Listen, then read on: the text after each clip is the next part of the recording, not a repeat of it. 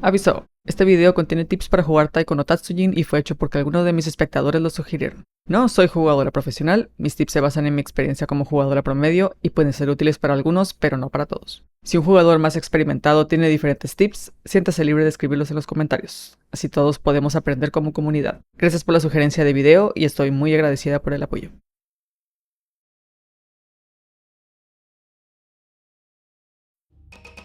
Hola gente, a petición de algunas personas que han visto mis videos de Taiko no Tatsujin, decidí hacer este video en el que daré 10 tips para jugar. Comencemos. Tip número 1. Si han jugado algún otro juego de ritmo, recomiendo que inicien con la dificultad de Hard con estrellas de 4 o menos. En caso de que sea su primer juego de ritmo, recomiendo que inicien con la dificultad normal. Pienso que Easy es demasiado sencillo, pero ayuda bastante para practicar precisión. Tip número 2.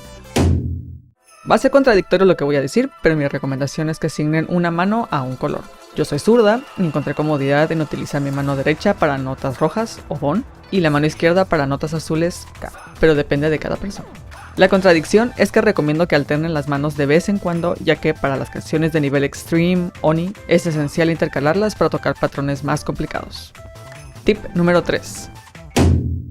Usen una sola mano para las notas gigantes rojas y azules. Las canciones con mayor cantidad de estrellas en Extreme hacen imposible usar ambas manos. Si ven jugar a los verdaderos profesionales, se van a dar cuenta de que nunca usan las dos manos, y esto es porque en la versión de arcade esto no aumenta tu score.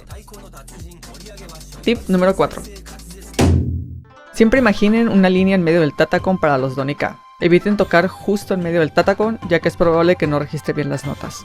Para los K, traten de no salirse del área que puse en la imagen. Mientras más le peguen inclinando su mano a la derecha o a la izquierda, va a ser más difícil y cansado hacer patrones. Los profesionales tienen muy bien calculadas las áreas. Tip número 5. Memoricen los patrones básicos del juego. Lo primero que deben de aprender son los patrones de dobles y triples, porque son esenciales para jugar en canciones en dificultad hard. Cuando puedan identificar y tocar esos patrones fácilmente, ya pueden pasar a patrones más complicados de 4 o 5 notas. Estos son esenciales para canciones en dificultad extreme.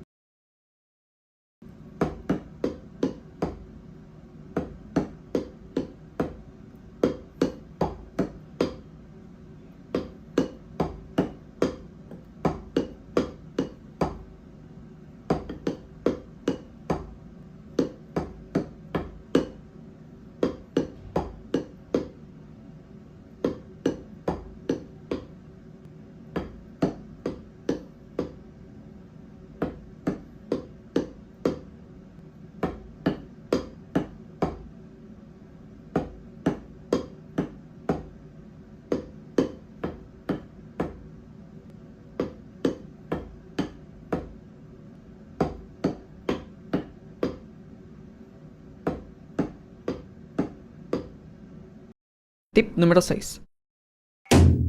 Para notas constantes, mi recomendación es utilizar las muñecas en lugar de los brazos. Esto hará que se cansen menos. Es normal que los brazos se cansen y duelan cuando empiezan a jugar, pero con práctica y constancia van a ir desarrollando resistencia. Tip número 7. Las canciones que recomiendo cuando van comenzando con el juego son las canciones de pop, anime y una que otra de Vocaloid. Las primeras dos categorías son las que tienen las canciones que tienen menor número de estrellas. Tip número 8.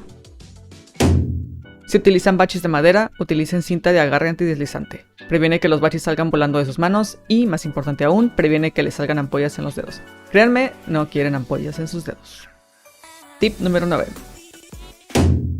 Si son principiantes, recomiendo que no inviertan dinero en Tatacon de precio alto como el Tycoler, Song Taiko o Taiko Force. Al mismo tiempo, eviten comprar Tatacon de plástico de dudosa procedencia o de origen chino sin alguna marca en especial, ya que tienden a descomponerse muy rápido y sus sensores son bastante malos.